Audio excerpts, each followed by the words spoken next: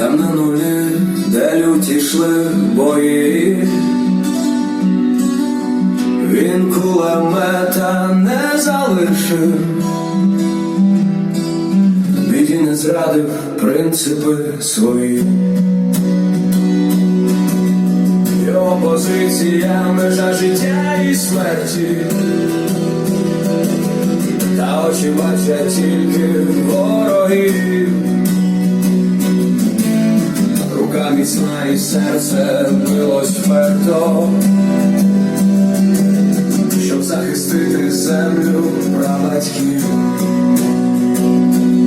І кулемет його не зустрічає усе, що сунеться на рідний край. І поки серце в грудях калатає,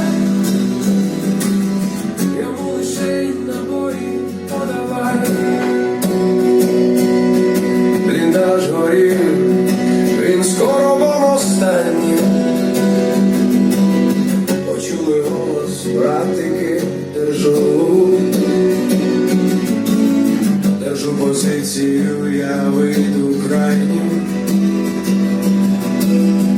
Я лиш роботу завершу, а потім тиша, крик поранений у груди, та він ще дихав і стискав курок. Не дам пройти, я поки жити буду. Вперед ступив останній крок.